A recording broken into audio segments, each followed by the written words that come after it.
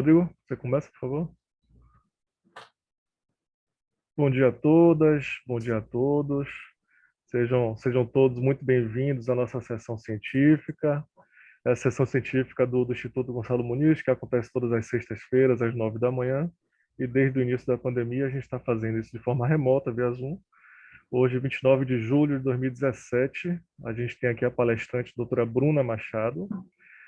E lembrando a todos que essa sessão vai ser gravada, que está sendo gravada já, e vai ficar disponível a partir de segunda-feira no nosso canal no canal da Fiocruz Bahia no YouTube, tá? Então, é um prazer muito grande ter a Bruna aqui hoje com a gente. Eu vou fazer uma rápida introdução sobre ela e depois a gente inicia. A Bruna tem graduação em farmácia, especialização em análises clínicas e saúde pública, mestrado em Ciências de Alimentos pela UFBA e doutorado em Biotecnologia pela Universidade Federal de Sergipe, com pós-doutorado na área de adjuvantes e produção e purificação de proteínas para vacinas pelo Infectious Disease Research Institute de Seattle, Estados Unidos. Atualmente, a Bruna é bolsista de produtividade CNPq, a DTI 2, pesquisadora do Instituto Senai de Inovação em Sistemas Avançados de Saúde do CIMATEC e é professora titular do Centro Universitário Senai Cimatec. Aqui vale um parêntese muito importante que vale ressaltar, né? Esse parêntese que eu faço diz muito sobre ela, diz muito sobre a capacidade e competência de Bruna. Ela foi a primeira mulher professora titular do Senai Cimatec. Então, para a gente é satisfação muito grande te anunciar aqui, Bruna, especificamente nesse campo também.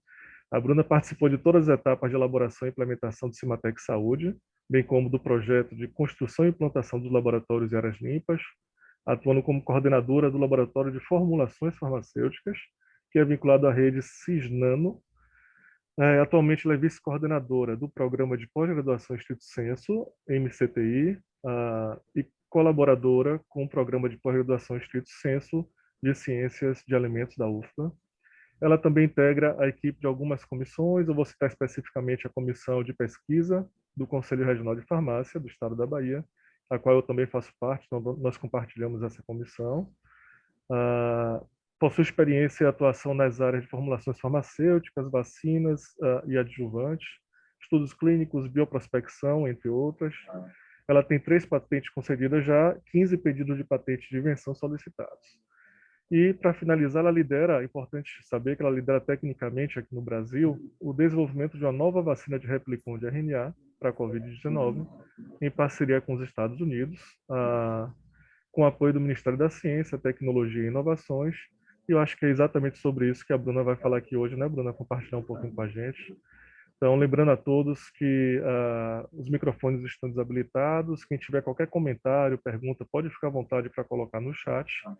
E, Bruna, mais uma vez, muito obrigado por você ter aceito e estar trazendo coisas, a pesquisa de ponta sendo feita aqui em Salvador e coordenada por você. Fique à vontade. Bom dia, professor Ricardo, bom dia a todos presentes na sala. Para mim é um prazer participar, primeiro agradecer o convite, participar dessa sessão científica da Fiocruz, a qual já fiz parte várias vezes, a gente conversou aqui no início também como aluna de pós-graduação, como pesquisadora também, então eu sei o quanto é importante essas sessões são para os alunos, para os pesquisadores, então compartilhar um pouco da nossa experiência, do que a gente vem desenvolvendo aqui no Senai Cimatec, hoje com foco nessa nova candidata à vacina para gente, para mim, né, especificamente aqui representar toda uma equipe, é bem gratificante, né? Então, reforçando esse agradecimento em meu nome e toda a equipe, né, do Senai Cimatec também, por estarmos todos aqui representados por mim nesse momento. Então, o objetivo de hoje, como você mesmo comentou, é eu contextualizar um pouco desse desenvolvimento clínico, né, esse desenvolvimento clínico que acontece aqui em Salvador, mas em parceria também com os Estados Unidos, já que o Senai Cimatec hoje participa desse co-desenvolvimento dessa nova candidata à vacina, e a ideia é contextualizar o quê? Primeiro a tecnologia, né, especificamente o que, dentro de qual contexto essa vacina está inserida, que é uma tecnologia hoje que a gente chama de terceira geração, depois especificamente falar da condução desses estudos clínicos, né, em que fase a gente está, quais são também, pontuar um pouquinho das nossas dificuldades até agora, mas os nossos achados também, as nossas perspectivas futuras, e fechando um pouquinho, até contextualizando o Cimatec. Então, isso é o que eu queria trazer para vocês hoje. Então, eu já vou começar, deixa eu só minimizar aqui para facilitar. a visualização. Então, ao final, como você mesmo comentou, a gente tem a parte de perguntas, né? Então, eu vou contextualizar primeiro o que eu trouxe para vocês. O primeiro ponto que eu trago aqui hoje, estando na Fiocruz, a gente não poderia de reforçar a questão da vacinação e da importância das vacinas, né? A gente sabe que hoje as vacinas ela têm um papel essencial, é uma tecnologia talvez principal para o desenvolvimento e para evitar, por exemplo, a mortalidade, promover a proteção coletiva, reduzir os casos graves de óbitos também e reduzir, principalmente, quando a gente fala no contexto da saúde pública, os custos anuais que a gente gasta com doenças, né? Doenças que são muitas vezes prevenidas pela questão das vacinas, né?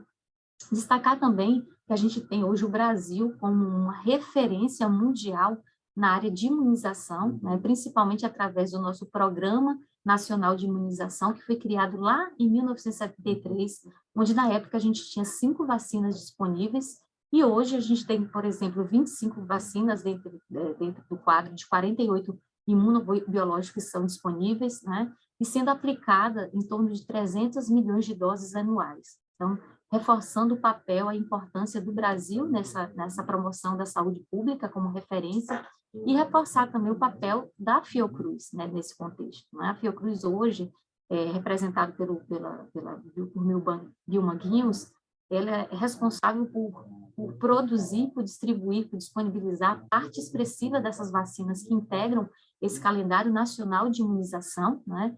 Outra instituição pública também de grande destaque é o Instituto Butantan, e, assim, são instituições hoje que são essenciais. Então, falar de vacinas e não falar de Vilma Guios, não falar do Instituto Butantan, a gente não fala de vacinas no Brasil também, né? Aqui um slide só para a gente reforçar mais uma vez, né, nesse contexto da importância da vacinação, da importância do que a gente percebeu, não só como ciência, mas como sociedade. A sociedade hoje conseguiu também enxergar a importância da vacinação no contexto da pandemia, né? Hoje a gente tem várias vacinas ainda em desenvolvimento, a gente teve as nossas primeiras vacinas aprovadas naquele formato emergencial, depois com registro definitivo já de algumas, e a gente observou que a vacinação, ela reduziu de forma significativa o número de óbitos, né, causados pela Covid-19, pela infecção do SARS-CoV-2, que no desenvolvimento dessa doença da Covid-19, e a gente mostra que a vacinação ela foi a principal medida de combate à pandemia causada pelo SARS-CoV-2 também, né? Antes, especificamente, de entrar no contexto, né, da especificação da vacina que a gente está desenvolvendo aqui, eu gostaria só de trazer de forma bem geral todas as plataformas tecnológicas hoje que são utilizadas para esse desenvolvimento de vacinas, né?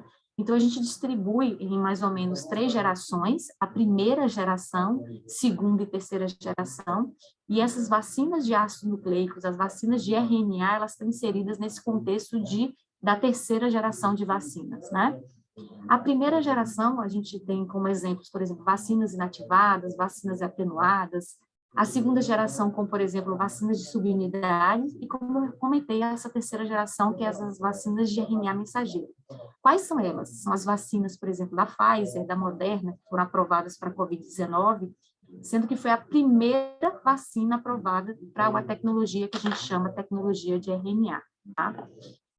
A gente fala também, eu gostaria de trazer para vocês esse contexto, o contexto histórico. A gente comenta aqui desse contexto de que como se fosse uma vacina, uma tecnologia, não uma vacina, mas uma tecnologia nova, desenvolvida recentemente nos últimos 2, 3 anos ou dentro da pandemia, mas não foi isso que aconteceu, né? A gente sabe que essa tecnologia de RNA mensageiro, mais que a gente comenta, que a gente fala, é uma tecnologia que está em constante desenvolvimento e que foi iniciada assim, de forma bem significativa os estudos em 1990, né? Mas que só recentemente, né, durante a pandemia, que a gente teve a primeira vacina aprovada e que foi possível acelerar esse desenvolvimento através dos ensaios clínicos que foram realizados em humanos, né? Então, a gente observou não apenas um esforço de toda a ciência, um esforço da indústria farmacêutica no investimento nessa tecnologia, mas também a gente observou a ida de voluntários de forma muito rápida, né, aos centros de pesquisa, receberem a imunização, não só dessa vacina de RNA, mas também das outras tecnologias, para disponibilizar coletas de amostras, né, para participar dessas pesquisas clínicas. Então, tudo isso aconteceu de uma forma muito rápida durante a pandemia, né? Então, a gente mostra a segurança hoje das vacinas, porém que foram desenvolvidas de uma forma muito rápida, mas uma forma rápida porque a gente teve muitos esforços reunidos. Como eu falei, desde investimentos, a ciência toda voltada para a vacina de Covid-19 e todos os voluntários também que se disponibilizaram, já que a maioria dessa parte do tempo que a gente usa no desenvolvimento de uma vacina, né, ou de um novo medicamento, são os ensaios clínicos. Os ensaios clínicos ocupam grande parte desse desenvolvimento, né? Mas voltando aqui um pouquinho para o histórico das vacinas de RNA, então lá em 1990 a gente teve o primeiro teste pré-clínico de uma vacina de RNA mensageiro para a influenza, né? E hoje, só para a gente ter noção, o que se espera das novas vacinas de RNA mensageiro é uma vacina para a influenza também. Então, essas pesquisas iniciadas em 1990, provavelmente a gente vai ter uma nova vacina de RNA também para a influenza, né? Em 2005, a gente teve uma grande estudo que mostrou essa modificação na molécula de RNA mensageiro, que ela foi capaz de não ser assim, destruída, né, de forma tão fácil pelo nosso organismo, dada a sensibilidade desse RNA, tá? E em 2010 a gente teve o primeiro teste clínico com a vacina de mRNA, que foi para raiva, né? Especificamente, só para a gente reforçar também que um dos grandes desafios não foi a molécula de RNA mensageiros. Um dos grandes desafios para disponibilizar uma vacina de RNA mensageiro foi a formulação, né, que a gente chama como se fosse uma capa protetora ou nanotransportador lipídico, para carregar esse RNA mensageiro até a célula e liberá-lo, né? Então tinha que ser uma formulação também que protegesse esse RNA, né, para ele não ser degradado tanto em sua forma, na sua formulação, mas também quando chegasse ao organismo, bem como uma formulação que liberasse de forma eficaz também esse RNA lá no citoplasma para que ele atingisse o seu objetivo, né, que é a produção dos antígenos, estimular a produção dos antígenos e, com isso, a resposta imune. Então, nos últimos anos, a gente teve um avanço muito grande, a gente chama que é o herói não conhecido, que são essas formulações, essas nanoformulações transportadoras que estabilizam e entregam esse RNA até a célula, tá? Então, assim, só reforçando mais uma vez, em 2019, a gente teve o início, né, dessa epidemia em Wuhan, na China, e em março, que essa pandemia ela foi declarada, a gente teve o início do primeiro estudo clínico lá no primeiro voluntário vacinado nos Estados Unidos, mostrando a rapidez dessa tecnologia. Por quê? Porque a sequência do vírus ela foi disponibilizada publicamente, os cientistas elas puderam utilizar essa sequência e projetar uma molécula sintética de RNA que ia compor essa vacina, né? A Pfizer, em abril, também iniciou seus testes clínicos na Alemanha, e a gente teve o primeiro ensaio clínico da Pfizer em maio também nos Estados Unidos, só para a gente ter noção de como isso foi célere, de como isso foi rápido, dado essa tecnologia de RNA, né, que é uma molécula totalmente sintética, bem como o seu carregador também é uma molécula sintética. Então, de forma bem simples, né, só para a gente visualizar aqui também o que a gente teve a aprovação dessa vacina em seu formato emergencial em dezembro de 2020, então, ou seja, um ano após o início, a detecção do vírus em Wuhan, na China, e a aprovação, né, e a imunização do primeiro indivíduo no mundo foi em dezembro, mostrando que em um ano foi possível o desenvolvimento acelerado dessa vacina também, dessa tecnologia, mostrando também as perspectivas de a gente desenvolver outras vacinas também utilizando essa tecnologia, dada a capacidade que a gente tem de desenvolver de forma muito rápida e de forma muito célere essa formulação também, já que é uma tecnologia totalmente sintética, tá? Aqui é só para a gente destacar um pouquinho do que a pesquisa clínica ela tem, né? Antes e depois dessa pesquisa clínica, a gente tem essa descoberta da fase pré-clínica, que são todos os ensaios que são realizados em modelos animais, né? Depois, todas as aprovações regulatórias que a gente precisa ter, tanto regulações éticas do sistema CEP-CONEP, e também nossa agência regulatória aqui no Brasil, que é a Anvisa. A gente vai passar por todas as fases, fase 1, fase 2, fase 3, para depois, posteriormente, que é a obtenção desse registro pela Anvisa, tá? Uma coisa que eu gostaria de destacar também, que o desenvolvimento de estudos clínicos, ele está diretamente relacionado à capacidade de um país de produzir e desenvolver novos medicamentos, né? Para a gente ter ideia, no Brasil, em torno de 70% a 80% de todos os estudos clínicos que estão realizados são de fase 3, né? Isso é ruim para a gente, né? Isso mostra a capacidade hoje que a gente não tem, como instituições de pesquisa, como indústria farmacêutica também, de produzir novos IFAs, novos insumos farmacêuticos ativos, novas vacinas, novos medicamentos. Então, por isso que essas fases 1 e 2, muitas vezes, são executadas em outros países e somente a fase 3 aqui no Brasil, né? Então, é só um ponto para a gente destacar aqui também de importância.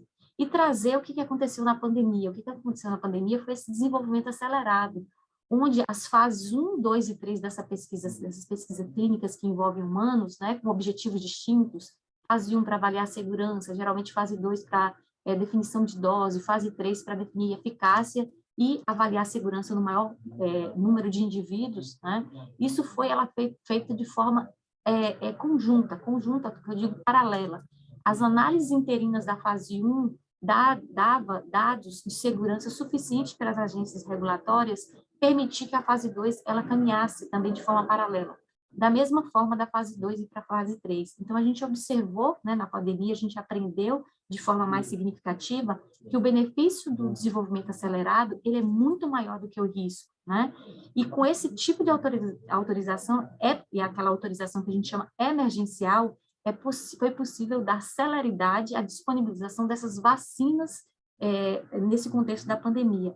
E como eu mostrei naquele terceiro slide, reduzir, né, por exemplo, de forma significativa os óbitos causados pela Covid-19 também, pela infecção, né, e posterior desenvolvimento da doença da Covid-19. Aqui só para a gente relembrar, né, acho que aqui dentro do contexto da mente de todo mundo, hoje as principais vacinas para a Covid-19 que a gente tem aprovada, então a da Pfizer, a da Moderna, a Coronavac, a Oxford AstraZeneca, que é o Fiocruz, né, que é feita pela Fiocruz aqui no Brasil, e da Janssen Janssen. Hoje, as nossas principais vacinas no contexto da Covid-19, dando destaque aqui pela tecnologia que a gente está tratando, as duas de terceira geração, que é da Pfizer e da Moderna, que, como eu vou explicar um pouquinho mais na frente, é diferente da tecnologia que a gente está desenvolvendo. Gostaria também de trazer para vocês um contexto de vacinas que estão sendo desenvolvidas no país ainda para a Covid-19, o que é de grande importância e relevância ainda. Algumas de segunda geração, a nossa aqui especificamente de terceira geração. Então, eu trago aqui, por exemplo, a vacina Spintec da UFMG, a Versamune da USP, a UFJ-VAC, que é da Universidade Federal do Rio de Janeiro. Todas essas que estão no processo junto com a Anvisa, na análise de aprovação para o estudo clínico, né? Em breve a gente vai ter essas vacinas sendo também testadas em humanos no nosso país, todas fase 1, iniciando aquele ciclo todo de desenvolvimento de fase 1. E a nossa vacina que eu destaco aqui, que a gente já está em desenvolvimento em humanos, estudos clínicos já em desenvolvimento, né? E porque eu mostrei anteriormente vacinas já registradas, já em uso, né? Provavelmente todos aqui já vacinados também, e agora vacinas dentro de um contexto de desenvolvimento, né? E pergunto, por que desenvolver novas vacinas contra a Covid-19? Né? Então, são várias as respostas para isso, né? Então, eu trago aqui 3 principalmente. A gente tem o surgimento de novas variantes, né? E essas novas variantes, a gente tem percebido que elas têm conseguido escapar o nosso sistema imunológico para as vacinas também atuais, né? Mas o que não perde, eu digo assim, o benefício principal e a eficácia principal, talvez, das vacinas, que é reduzir, né, reduzir casos de óbitos, reduzir as formas graves dessas doenças que essas vacinas têm feito de forma muito bem, muito eficaz, né? Outro ponto é a vacinação sazonal. A gente percebe já a necessidade da gente tomar os boosters, as doses de reforço. É o que acontece com a influenza. A gente tem essa vacinação anual da influenza, né? E provavelmente da Covid a gente vai ter também isso. E hoje a necessidade de doses de reforço, porque a gente ainda está dentro de um contexto de pandemia e novas variantes surgindo. É o caso da Ômicron e suas subvariantes também, que tem causado um boom de novas infecções. E um outro ponto importante é a questão da produção nacional, né? Então, a gente ter mecanismos de que as nossas instituições, a nossa indústria farmacêutica, ela produza vacinas dentro do nosso contexto, do nosso país. Isso é de grande importância e relevância para a gente. Então, quanto mais a gente tem acesso a tecnologias diferenciadas, a vacinas diferenciadas, isso é muito bom em termos de indústria farmacêutica, em termos de país, em termos de sociedade também, tá?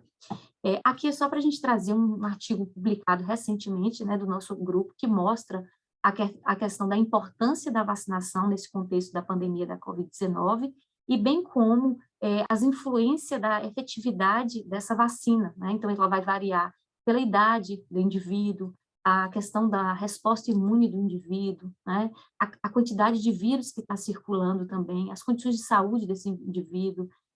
Também um outro ponto importante é esse limitado acesso a essas vacinas em muitos países, né? O Brasil hoje, como eu falei, ele é referência no contexto da vacinação, mas a gente tem vários países pobres, países subdesenvolvidos, países em desenvolvimento, que ainda não teve o acesso adequado a vacinas para a Covid-19, então por isso que a gente se mantém ainda na pandemia, surgindo inclusive novas variantes, a última dentro de um contexto de um país que não tem ainda toda a sua população vacinada, ou grande parte da população vacinada, tá?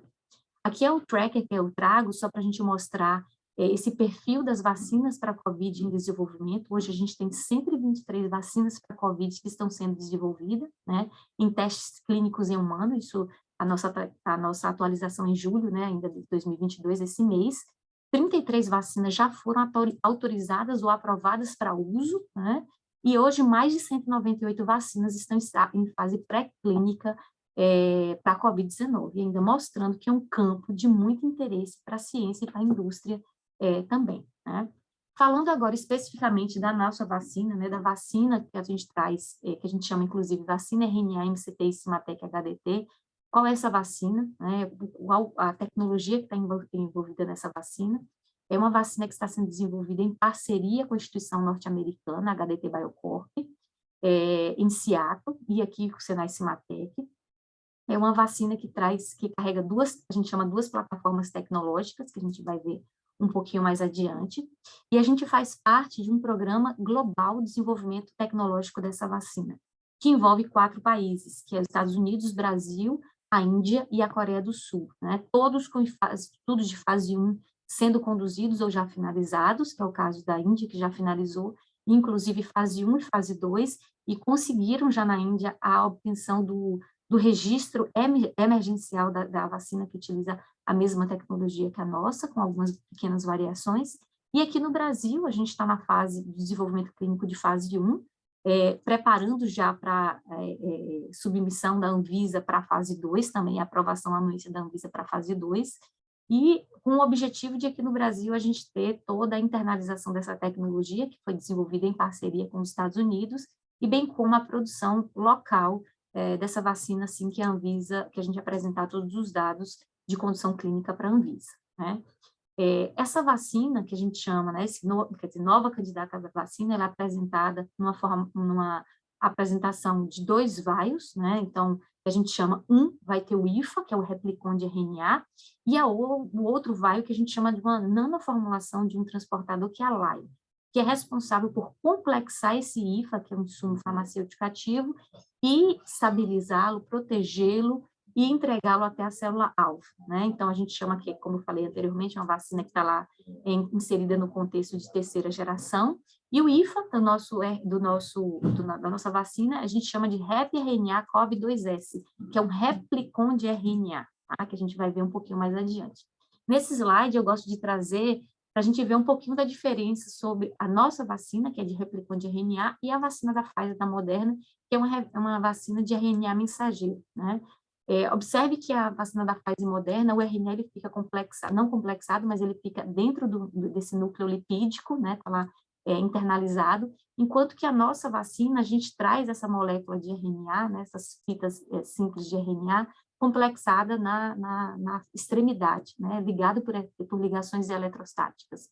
Quando chega até a célula, do citoplasma da célula, a gente liberado essa molécula e ela vai agir, né? Mais especificamente, a gente vai comentar um pouquinho desse mecanismo de ação mais à frente, né? Só que a gente tem uma diferença aqui principal, que a gente tem uma molécula de RNA que se autoamplifica, né? Que ela tem a capacidade de criar cópias dela mesma. E qual seria uma vantagem adicional da gente dar pequenas doses dessa vacina? Uma pequena concentração desse IFA ela é capaz de gerar uma resposta robusta, imune robusta e duradouro. Por quê? Porque dessa capacidade da replicase de criar cópias dessa molécula de RNA dentro do nosso organismo. Claro que uma replicação controlada e que tem uma duração limitada também, certo? Então, aqui é o nosso IFA, né? Então, ela carrega essas duas regiões específicas, como eu falei, a informação dessa replicase, que vai produzir, que a partir desse molde vai produzir cópias, né, dessa fita dentro do nosso organismo, né, de forma bem simples, estão falando que são cópias, é uma molécula que se autoamplifica, e a gente tem uma outra sequência que carrega a informação que vai ensinar o nosso organismo a produzir a proteína S do SARS-CoV-2, né, que é aquela proteína principal que ajuda o SARS-CoV-2 a entrar na nossa célula, tá?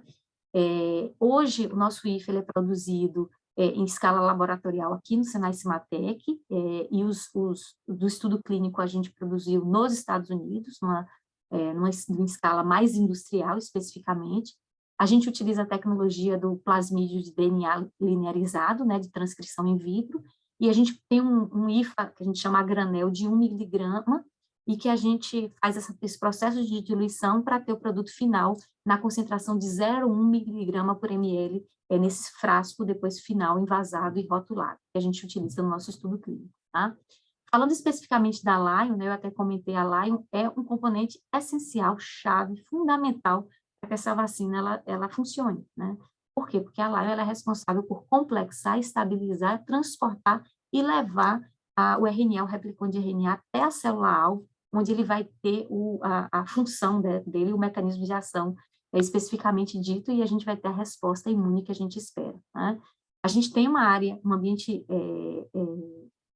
de laboratório e um ambiente que vai ser certificado com boas práticas de fabricação para a produção dessa Lion aqui no Senai Cimatec. A gente utiliza a tecnologia de microfluidização, né, onde essa Lion é um nanotransportador que tem partículas que variam de 60 a 80 nanômetros. Então, com isso, dá a estabilidade e garante a complexação também desse RNA junto com esse transportador também, tá? Aqui é um slide só para a gente mostrar especificamente esse mecanismo de ação, como é que acontece. Então, como eu comentei, a gente tem aqui a Lion, né, que tem partículas de óxido, nanopartículas de óxido de ferro no seu núcleo, que estabiliza também essa formulação. O RNA, que é o nosso IFA, ele complexa de forma por ligações eletrostáticas, né? As cargas positivas da Lion vão se ligar às cargas negativas do RNA, né?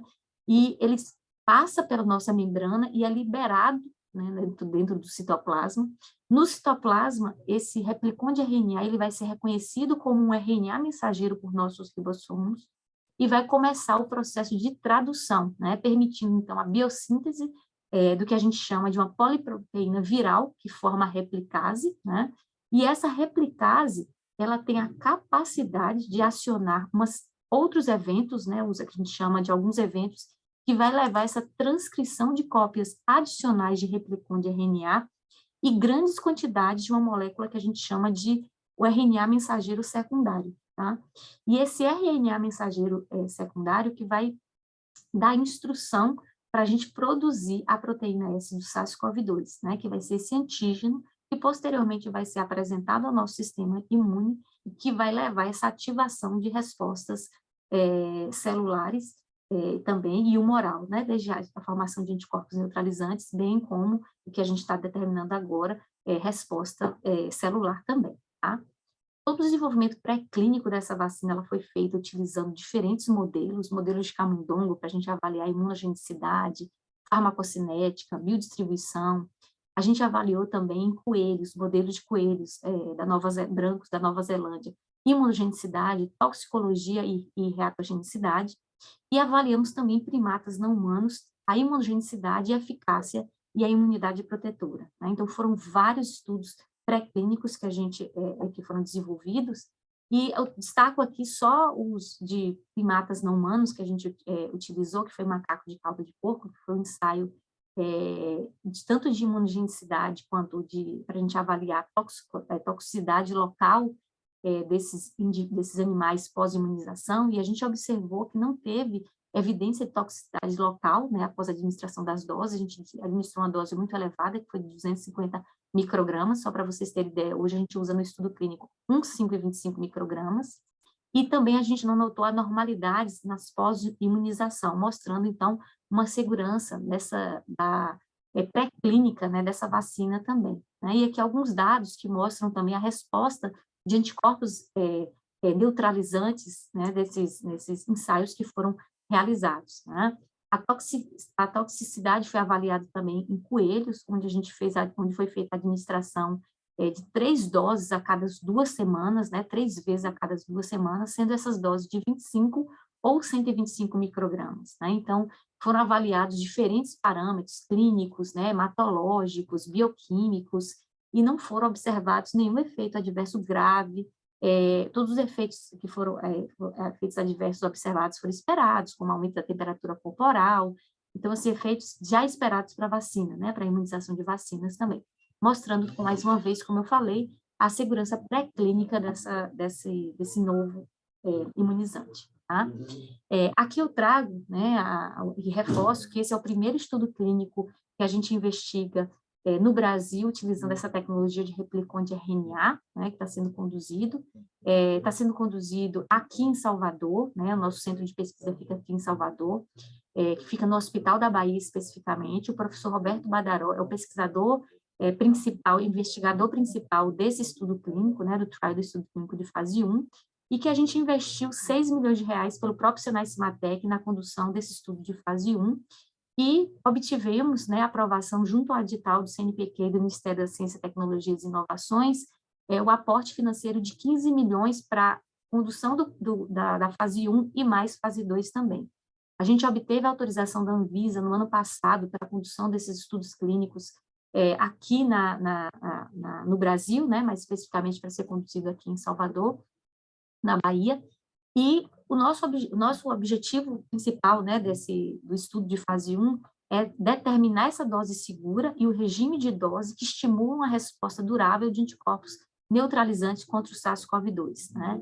Trata-se de um estudo de fase 1, randomizado, duplo cego e de escalada de dose para a gente avaliar segurança, reatogenicidade e imunogenicidade dessa nova candidata à vacina. Né? É um estudo que a gente usa placebo, né, numa proporção, uma randomização de 4:1, ou seja, a cada 4 vacinados, um vai receber de forma randomizada um placebo. No total, a gente tem que randomizar 90 voluntários, 90 participantes, na faixa etária de 18 a 55 anos, né, distribuídas em 3 grupos, em 3 coortes, desculpa, que a gente chama de coorte de dose. Cada coorte tem uma dosagem diferente, a gente está estudando a dose de 1 micrograma, 5 microgramas e 25 microgramas, e cada coorte ele tem 3 grupos diferentes. Um que vai receber um calendário de dose no dia 1 e no dia 29, um outro grupo no dia 1 e 57, e um outro terceiro grupo que a gente recebe apenas uma dose única, né, uma single dose. Por que isso? Quando a gente discutiu, inclusive, com a Anvisa viu os dados, a gente destacava a possibilidade, né, na época, de ser uma vacina com forte capacidade de dose única, então esse grupo ele foi incluído também, tá?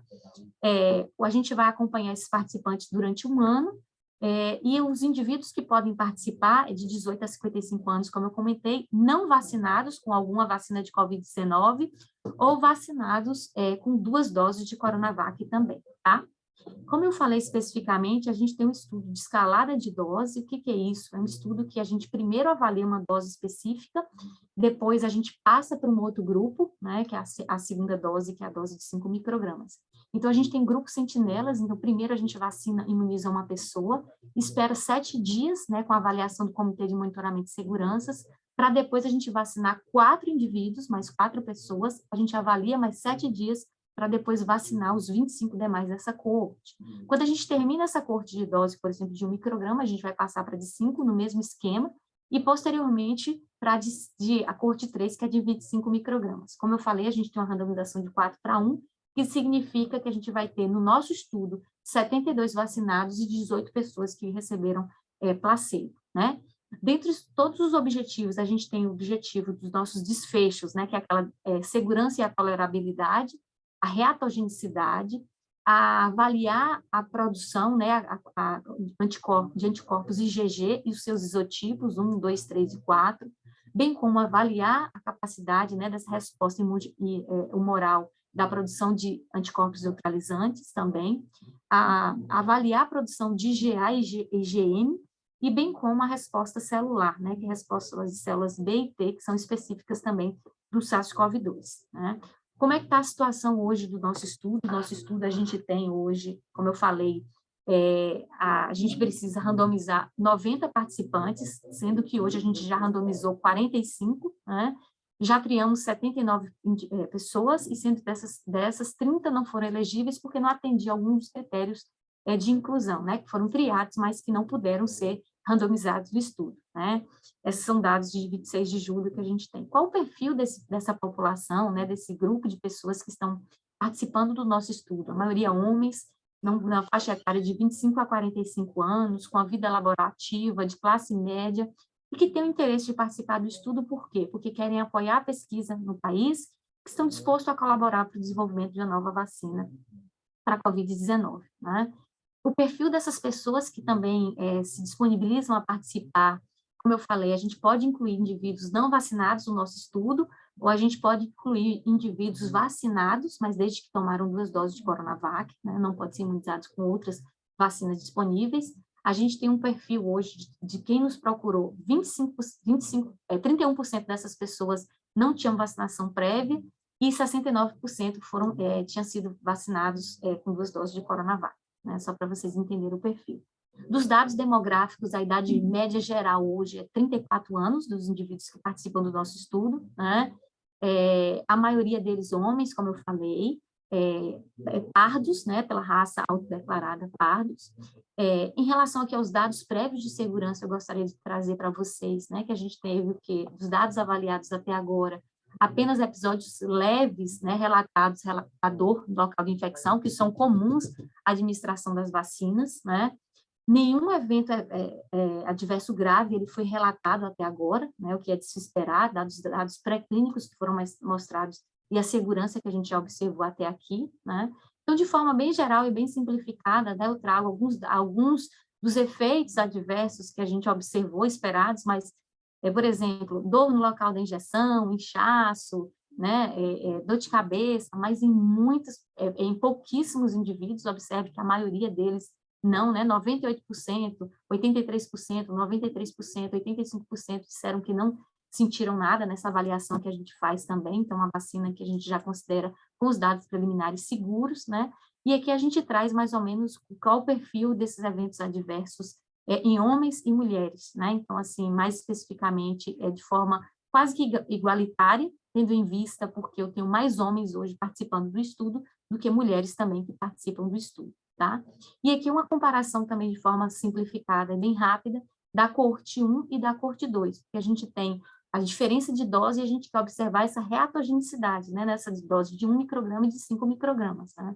Observando também que a dose de 5 microgramas, ela causou um pouquinho mais reatogenicidade do que a de 1 micrograma, que é de se esperar também, já que a gente tem uma concentração maior de IFA, e mesmo que a gente tenha ainda administrado em uma menor quantidade de participantes, que a gente tem hoje 30 imunizados na coorte 1 e 15 imunizados na coorte 2. Tá? Aqui eu trago uns dados bem rápidos também dos nossos estudos, que são aqui dos estudos, né, dos parceiros que estão sendo realizados nos Estados Unidos e na Coreia. Nos Estados Unidos, a gente já randomizou 33 indivíduos, enquanto que na Coreia do Sul já foram randomizados 36 indivíduos também, todos em fase 1. Então, estamos todos de forma paralela conduzindo na fase 1, né? Para que alguém aqui seja, né, conheça alguém ou queira falar um pouquinho da nossa vacina, do estudo clínico que está sendo desenvolvido, basta acessar o site Sinai Cimatec ou entrar em contato com a gente através do telefone, que é o 98643-6135, pode se candidatar, né, se tiver o perfil entre 18 a 55 anos, pode morar em qualquer lugar do estado da Bahia, que a gente tem todo o mecanismo de trazer essas pessoas, esses indivíduos até Salvador, né, dando ressarcimento de custos, né, com alimentação, com transporte também, né, isso tudo, o projeto ele pode ressarcir também os indivíduos, né. Aqui, só para a gente destacar o armazenamento dessas vacinas, né, como é que fica aqui no Senai Cimatec. Hoje a gente armazena o nosso IFA a menos 80 graus, né? Hoje a gente tem um prazo, hoje já de validade, entre aspas, estabelecido junto com a Anvisa, de 24 meses para o RNA e de 18 meses, né, para nosso carreador. Isso porque os ensaios de estabilidade estão sendo realizados, né, e entregues à Anvisa de forma que a gente obtém os dados, né, nesse desenvolvimento, tanto os dados de estabilidade de longa duração, que ele acontece dentro da temperatura de armazenagem hoje, bem como os dados de estabilidade acelerada que a gente armazena em temperaturas mais extremas, né, ou seja, em maior temperatura, no caso, quando a gente compara com a temperatura de longa duração, né? Aqui só algumas imagens ilustrativas também da vacina que eu trago para vocês. Hoje a gente complexa essa vacina aqui, né, na nossa área, no Senai Cimatec, e disponibiliza já em seringas para levar para o nosso centro de pesquisa, que é o Hospital da Bahia. A gente usa o diluente. Por que a gente usa o diluente? Para a gente obter as doses que a gente hoje faz o estudo clínico, que é 1, 5 e 25 microgramas. Então, para o estudo clínico, a gente tem um terceiro componente, que é o diluente. Então, toda essa equipe de farmacêuticos é que faz toda essa complexação, armazena, faz o controle de qualidade e faz o transporte, né, até o nosso centro de pesquisa, que é o Hospital da Bahia. Aqui só para a gente ter uma visão geral do nosso estudo, né, desse desenvolvimento clínico aqui no Brasil, que a gente espera desenvolver esse estudo acelerado, de forma acelerada também, de forma paralela, como eu comentei no início, ou seja, a análise interina dos dados da fase 1 vai nos permitir passar para a fase 2, né, depois da aprovação da Anvisa, claro, e de forma também que a análise interina da fase 2 nos permita passar para a fase 3, e a gente tem uma expectativa de que até o primeiro semestre do próximo ano a gente termine todas as fases de desenvolvimento clínico, tá? Aqui só para a gente observar algumas vacinas com essa tecnologia de replicon de RNA que estão sendo desenvolvidas, né, no mundo. A gente tem 8 vacinas para COVID-19 sendo desenvolvidas com essa tecnologia de replicon de RNA, sendo que 4 delas são do nosso grupo, né, na Índia, no Brasil, na Coreia do Sul e nos Estados Unidos. A gente já teve a aprovação emergencial na Índia, né, da vacina dos testes que foram desenvolvidos na Índia. Porém, outras tecnologias estão sendo utilizadas, como, por exemplo, para influenza, para HIV, para câncer, né? Então, outras doenças estão sendo investigadas utilizando essa mesma plataforma tecnológica, tá?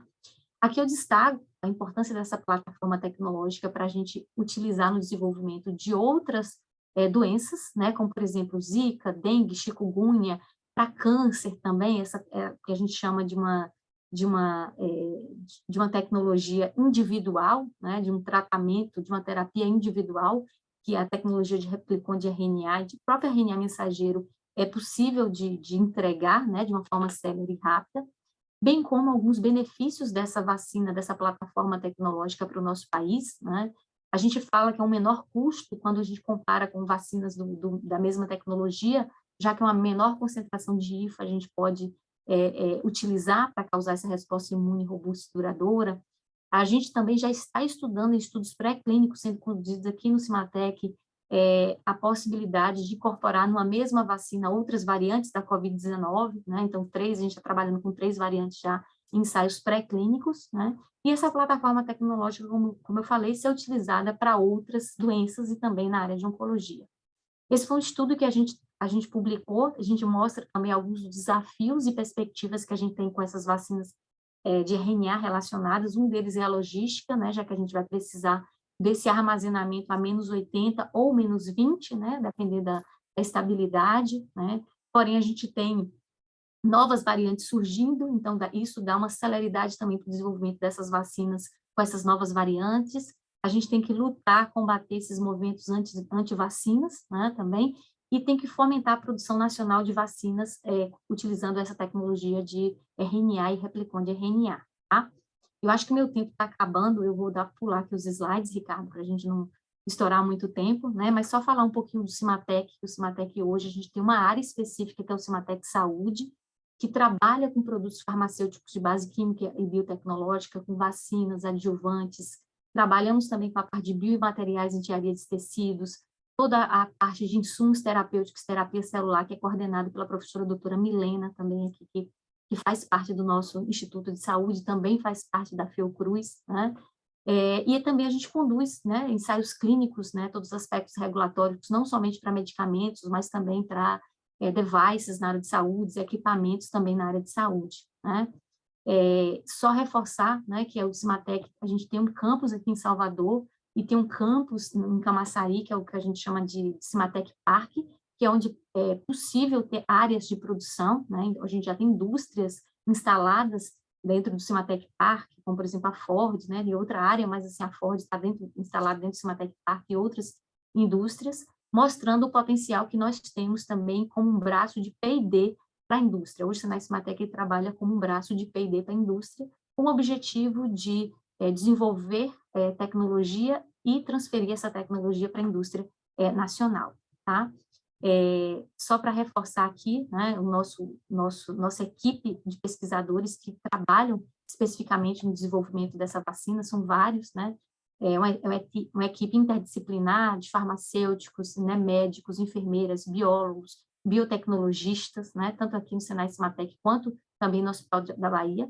Aqui foi uma foto que a gente tirou do dia para fomentar as mulheres na ciência, e aqui são grande parte, né, das pesquisadoras que trabalham nesse estudo, no estudo da vacina, né, que eu hoje lidero, a professora Milena, que lidera todos os ensaios de imunológicos também da vacina. Estamos aqui todas representadas por essa equipe que conduz esse projeto aqui no Brasil. Agradecer aqui os parceiros, né, o Cisnano, a Rede Vírus do MCTI, o próprio Instituto, né, Gonçalo Muniz, aqui a Fiocruz Bahia, o Ministério da Ciência e Tecnologia, a HDT, né, como eu comentei, que é o co-desenvolvedor dessa vacina junto com a gente também. E agradecer a oportunidade de falar com vocês aqui hoje, tá? Muito obrigada. Obrigado, Bruna. Foi sensacional sua fala, sua palestra. A gente nem prestou atenção ao horário, viu, Bruna? Vou confessar com você, e eu tenho certeza que a plateia que está aqui também. Já várias pessoas parabenizaram aqui você já pela presença. Queria só fazer uma observação sobre a presença que nós tivemos aqui hoje, Bruna. O que você conseguiu fazer? Você trouxe muita gente online aqui hoje, fiquei muito feliz de ver isso. Tem mais de 80 pessoas aqui, em determinado momento deve ter batido mais do que isso, inclusive. Você trouxe pessoas de vários setores e segmentos diferentes. Foi importante, quando eu fui passando aqui pelos nomezinhos, tinha além de estudantes, pesquisadores, tinha pessoas da área de área de setor administrativo, então tinha pessoas de vários outros setores que você teve essa capacidade de trazê-los para eles se interessarem por isso. Eu acho isso bem importante, porque mesmo que eles não estejam aqui na Fiocruz fazendo mestrado e doutorado, muitos deles fazem doutorado, inclusive, aí no Cimatec, né? Então, fiquei muito feliz de ver essa capacidade que você teve de unir um monte de gente de competências diferentes aqui hoje, tá? Então, parabéns mesmo, fiquei encantado com sua apresentação, com os dados que você traz aqui. Eu tinha algumas perguntas, mas eu não vou ocupar as perguntas porque o chat aqui já deve estar cheio pra caramba aqui. Vamos começar lá em cima, Bruna. A Teoliz, no meio da apresentação, ela já veio parabenizando você, e ela perguntou por quanto tempo que o Replicon produz cópias na célula-alvo, e ela já traz outra pergunta, vamos emendar com a segunda. Se na fase 3 vocês também vão focar o grupo vacinado ou não vacinado com Coronavac? Ótimas, as duas perguntas são excelentes. Primeiro, agradecer, Ricardo, eu estou vendo um monte de rostinhos conhecidos aqui, rostinhos dos nomes, né, conhecidos também, que bom. Eu estava bem preocupada com o tempo também, que eu falei, vamos deixar um momento de discussão, né? Mas a primeira pergunta, hoje a gente já tem dados da literatura que mostram, né, que em torno de 24, 36 horas, ou no máximo, alguns poucos estudos mostram que até 4 semanas, mas isso é bem raro, então em torno de 36 horas, a gente tem esse processo de replicação do RNA de forma extremamente controlada e na célula-alvo, né, o que a gente também observa. Os nossos estudos pré-clínicos, né, de biodistribuição também mostrou o fato do replicon, do RNA e do IFA, né, que a gente está estudando, ficar no local da injeção, né, e às vezes migrar para o outro local, foi encontrado no outro local, do outro membro, né, mas não foi identificado em outros órgãos, ovários, né, nas fêmeas que foram avaliadas, testículos em homens, então a gente não observou isso, então mostrando a segurança, principalmente desse local de injeção também. E, como eu falei, em torno de 36 horas é o máximo dessa replicação. A outra pergunta dela é sobre fase 2 e fase 3, e qual que seria esse público, né? Então, hoje a gente já está desenhando esse estudo de fase 2, em conversa, inclusive, com a HDT, para a gente ter um estudo similar, tanto aqui no Brasil quanto nos Estados Unidos, e a gente não pretende trabalhar com indivíduos não vacinados, né? Pelo contrário, a gente quer trabalhar agora com a população que a gente tem no país. Qual a população que a gente tem hoje? Imunizada, com diferentes vacinas, né, heteróloga, com três doses, 4 doses, né, 2 doses no caso, que é o esquema de vacinação e mais as doses de reforço, 2, 3 doses. Isso não vai interferir na nossa avaliação, ou seja, na elegibilidade do participante. Para a primeira fase, como é a avaliação de segurança e como a gente desenhou esse estudo lá no passado, a gente tinha um perfil diferente de população, era um perfil não imunizado ou um perfil com vacinado de 2 doses. Então, a gente manteve isso. A gente tem hoje, inclusive, uma dificuldade de encontrar esse indivíduo, né? Mas para as fases 2 e fase 3, não. A gente espera trabalhar com o público elegível com o nosso perfil populacional, com as vacinas que hoje tem disponíveis, que foram previamente imunizadas com as vacinas disponíveis, e com aquele tempo de aprazamento que a gente chama de 3 meses, né? Então, pode entrar no estudo, vai poder entrar no estudo, quem se vacinou, né, com qualquer esquema vacinal, mas com um limite de 3 meses após a última dose de reforço. Tá. Deixa eu só fazer 2 perguntas que eu acho que a resposta é bem rápida sua, antes de vir para a próxima. Célula-alvo, qual que é a célula-alvo? Se é uma célula específica ou um conjunto de células? E por que na fase 1 apenas a Coronavac, sendo que a gente já está há muito tempo aqui no Brasil com outras vacinas também em andamento? Quando assim, a gente fala da célula-alvo, são as células que estão, né, No localizadas local, no na região, local, tá, isso, na tá. região. Então, entra na célula e, especificamente, o replicon de RNA, ele é liberado no citoplasma. Então, ele precisa entrar com, né, nosso nanotransportador, que é a LIO, e entrar lá dentro do citoplasma, e lá do citoplasma que o mecanismo de ação, como eu comentei, ele vai acontecer, tá? E por que Coronavac? Na época, quando a gente conversou com a Anvisa de incluir imunizados, a Anvisa sugeriu a gente escolher uma vacina específica dentro do nosso calendário de imunização, para a gente não ter muitos grupos, muitos braços nas nossas coortes, né, para a gente poder ter uma população mais homogênea possível, de não vacinados ou uma população homogênea de vacinados. E por que a Coronavac? Porque na época, quando a gente avaliou os dados do estado da Bahia, foi a vacina que estava sendo mais aplicada aqui no estado da Bahia também. A gente tinha a Oxford e a Fiocruz, né, a Fiocruz e a vacina da Coronavac tendo a maior doses aplicadas, mas na época era a Coronavac. Então, conversando, a gente escolheu a Coronavac por esse motivo. Joia, ótimo, faz sentido. O Ângelo, ele faz uma pergunta, acho que você já respondeu, mas se você quiser comentar alguma coisa a mais, como vocês avaliam a viabilidade de um estudo de fase 2 ou 3 no contexto da população com terceira e quarta dose? E o Geraldo aqui, quer comentar? Pode ficar à vontade. Mas, na verdade, foi o que a gente comentou já, né? Que a gente vai usar o contexto da fase 2 e fase 3, que é, inclusive, as outras pesquisas que estão sendo realizadas no Brasil, das outras vacinas que estão para receber a anuência da Anvisa em breve, acho que no próximo mês agora a gente já tem a anuência da vacina, por exemplo, da Versamune, né? Eles já vão trabalhar com o público de imunizados, né? Com uma dose de reforço também. Por quê? Porque é o perfil da nossa população agora, né? Não adianta a gente agora também conduzir estudos de fase 2 e fase 3 com uma população não imunizada, já que esse não é o público que a gente vai depois aplicar essa vacina registrada, quando registrada. Claro. O Geraldo faz uma pergunta para você. Ele pergunta quais são as diferenças nas sequências de RNA que codifica a proteína da spike da vacina da Pfizer, da Moderna e da vacina que vocês estão trabalhando. Olha a propriedade intelectual aqui para não ser perdida, viu? Na verdade, fica não, na verdade eu não sei te informar especificamente as diferenças, né, quais de uma de outra, mas como você falou, isso está na patente também da Pfizer, com certeza, mas a gente utiliza uma sequência específica e as Pfizer devem utilizar uma outra sequência da proteína SARS-CoV-2, a gente sabe que é é muito grande, a gente pega uma parte específica, mas qual especificamente a diferença da nossa e da Pfizer, eu não saberia te informar isso com detalhes. O que eu sei te falar da diferença específica quando a gente fala do replicon de RNA para o RNA mensageiro, é que no nosso replicon de RNA a gente carrega uma outra informação, que é a da replicase, né? E isso vai dar esse diferencial. Então, assim, especificamente, qual a diferença? É que a gente tem uma outra informação genética que carrega esse replicon de RNA e faz ele, tem essa capacidade de produzir cópias dele mesmo dentro do nosso organismo, dentro da célula. Uma sequência adicional que beneficia, né, a vacina. Isso. Que vai fazer a gente, qual é o diferencial? Então, só para a gente ter ideia. A vacina da Moderna, hoje, ela é 100 microgramas, quando a gente aplica, né? 100 microgramas. Hoje a gente está trabalhando com dose de 1, 5 e 25 microgramas, né? Então, por isso que essa vacina, a gente percebe um potencial, inclusive nos ensaios pré-clínicos que estão sendo conduzidos aqui no Cimatec, da gente colocar em uma mesma formulação 3 ou 4 cepas. Imagine, a gente pode usar 5 microgramas de uma, 5 microgramas de outra e 5 microgramas de outro RNA, outro replicon de RNA, especificamente. Então, daí essa vantagem adicional da gente utilizar uma menor concentração desse insumo farmacêutico ativo. Joia.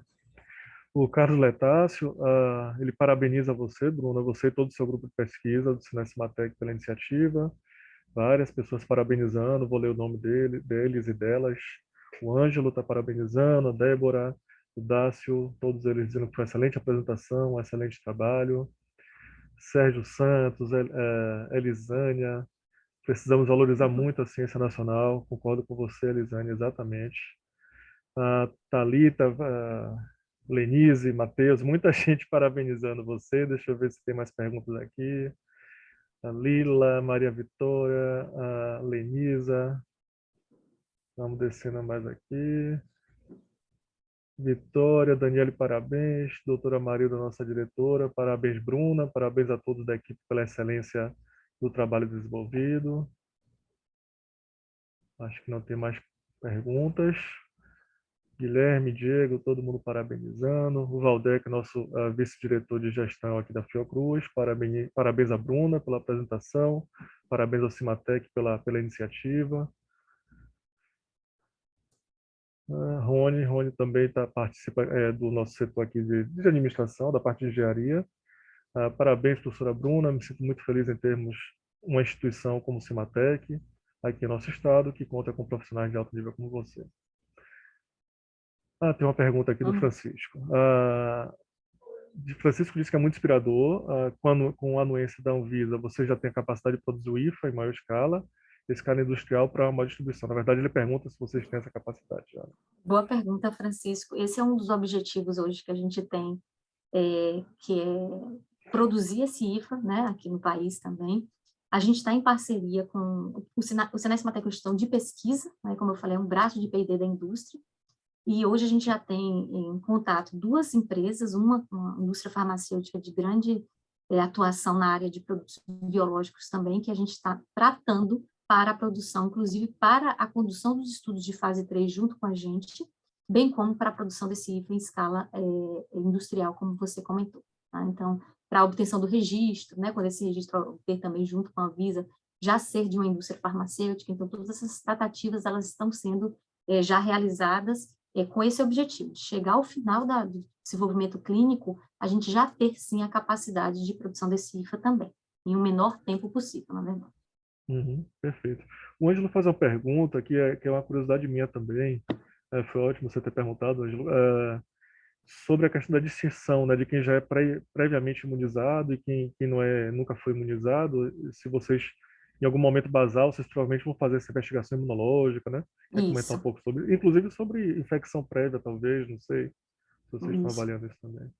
A gente, uma ótima pergunta também. A gente faz, sim, a gente coleta todas as amostras, né, e no período basal, e faz todas as medidas de anticorpos, como eu falei, IgG, isotipos, IgA, IgM, anticorpos neutralizantes por 2 metodologias que a gente faz, tanto pelos ensaios de ELISA, quanto por uma técnica que foi implantada aqui até pelos nossos pesquisadores, que é a professora Milena, o pesquisador Vinícius também, que é pseudovírus, utilizando pseudovírus, usa o high screen, o high content, desculpa, o high content para fazer isso.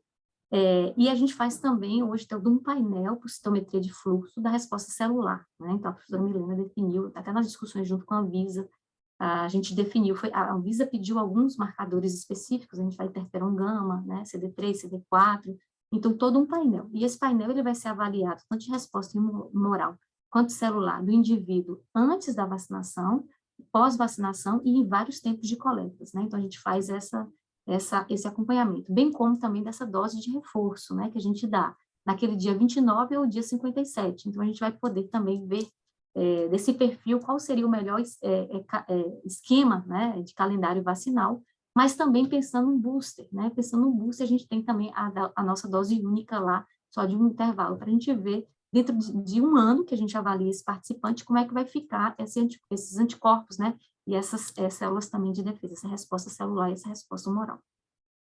Ótimo. Há uma última pergunta aqui da Débora. Ela pergunta como que é avaliar a capacidade de imunogenicidade da vacina da Lion nos voluntários que já estão imunizados. Mesmo os imunizados, é a mesma coisa. A gente vai fazer o basal dele e vai determinar o que ele tem de basal. E nesse basal, depois a gente vai fazer, né, os cálculos para saber o quanto aumentou desses indivíduos e o quanto ele não tinha. Então, por exemplo, às vezes ele não tem um marcador específico lá, não conseguiu determinar de uma resposta celular. E após a imunização com a nossa vacina, a gente consegue determinar.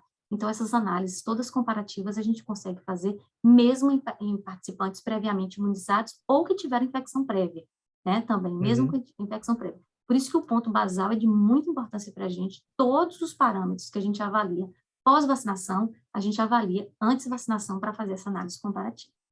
Perfeito. Bruno, a gente está estourando já o tempo aqui, mas eu queria fazer um último comentário e reflexão, talvez, e ouvir também o seu ponto de vista. Quando você mostra sua linha do tempo do seu desenho de estudo do ensaio clínico, você mostra claramente que a fase 1 vai andar em paralelo com a fase 2, e isso foi observado, na verdade, foi autorizado durante a pandemia. Esse momento epidemiológico atual justifica também isso acontecer. E isso dá, claro, celeridade. Você deixou muito claro na sua apresentação que o benefício é muito maior do que o risco, de você trazer já resultados prévios e já iniciar uma fase 2. Você acha que isso vai ser adotado já pela Anvisa no futuro de forma rotineira, digamos assim, ou só mesmo em contextos epidemiológicos que justifiquem? O que é que você pensa sobre isso? Eu acredito que sim, na verdade, eu tenho participado de algumas discussões técnicas e alguns eventos, até que o diretor da Anvisa, o Dr. Gustavo Mendes, e ele fez esses comentários também da manutenção desse plano de desenvolvimento acelerado, não somente para a Covid, mas para outras doenças também, né, já que a gente está agora no contexto da pandemia, e não só da Anvisa, isso é um movimento também internacional, né, de outras agências regulatórias, pois foi identificado, como comentei anteriormente, que o benefício é muito superior ao risco, né? Então, essa celeridade nos processos também de avaliação, isso foi fundamental no contexto da pandemia, para a gente obter essas vacinas aprovadas, né, no formato emergencial inicialmente, depois muitas no formato já definitivo, né, o registro definitivo. Isso foi graças a esse plano de desenvolvimento acelerado e todo aquele contexto também, investimentos financeiros, celeridade nas agências regulatórias em avaliar os dados e também a disponibilidade dos participantes voluntários, que foram essenciais, pois sem os voluntários a gente não consegue fazer o desenvolvimento clínico de nenhum medicamento, né? Então, dada a importância e reforçar mais uma vez o agradecimento a todos esses voluntários que junto com a ciência, disponibilizaram essas vacinas para nós. Claro, é importante reconhecer realmente, esse reconhecimento é fundamental. Bruno, infelizmente, eu acho que a gente não tem como continuar mais, a gente já está aqui com o tempo estourado. Volto a dizer, foi uma satisfação muito grande, tá, ter você aqui, fiquei muito feliz de conhecer esses dados um pouco mais a fundo, que a gente acaba lendo trabalhos e tudo mais, mas a gente não tem a visão do geral. E mais feliz ainda de saber que isso está sendo feito aqui na Bahia, conduzido por você, por uma mulher que está à frente desse estudo, um estudo que envolve vários parceiros internacionais, um estudo de ponta mesmo. Então, estou muito feliz de ter você aqui junto com a gente e ter destinado um tempinho aí para compartilhar conosco, viu? Muito obrigado. Eu que agradeço, Ricardo. Muito obrigada a todos também os presentes, e principalmente a você e a Fiocruz pelo Instituto Gonçalo Muniz pelo convite em estar aqui, como eu digo, representando um grupo grande de pessoas que desenvolve hoje essa vacina aqui no Brasil e no nosso estado. Viu? Obrigada. Perfeito. Tchau, tchau, gente. Tenham todos um bom final de semana. Até a próxima semana. Tchau, Bruna. Bom final de semana para você. Tchau, pessoal. Tchau, Obrigada. pessoal.